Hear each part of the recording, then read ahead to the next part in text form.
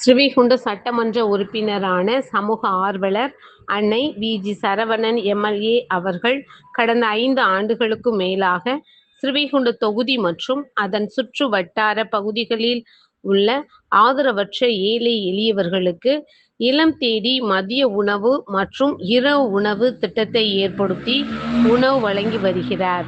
இந்நிலையில் தமிழக வெற்றிக் கழகத்தின் ஐம்பெரும் கொள்கை தலைவர்களுள் ஒருவரான சமூக ஆர்வலர் அஞ்சலை அம்மாளை கொள்கை தலைவராக அறிவித்ததன் ஈர்ப்பால் தமிழக வெற்றிக் கழகத்துடன் இணைந்து தமிழகத்தின் நிரந்தர முதல்வர் திரு சி. ஜோசப் விஜய் அவர்களின் ஆசியுடன் கழக பொதுச் செயலாளர் அண்ணன் புஷி என். ஆனந்த் அவர்களின் வழிகாட்டுதலின்படியும் 8/7/2026 அன்று 1455வது நாளாக ஏரல், உண்டியலூர், ஸ்ரீவைகுண்டம், கோட்டைக்காடு, சிறுதொண்டநல்லூர் மற்றும் கீழமங்கலக்குறிச்சி அதன் சுற்று வட்டார பகுதிகளில் உள்ள 163 ஆதரவற்ற ஏழை எளியவர்களுக்கு தமிழக வெற்றிக் கழகம் தூத்துக்குடி மேற்கு மாவட்டம் ஸ்ரீவைகுண்ட சட்டமன்ற உறுப்பினரான சமூக ஆர்வலர் அன்னை வி.ஜி. சரவணன் எம்.எல்.ஏ. அவர்களின் சார்பில் மதிய உணவாக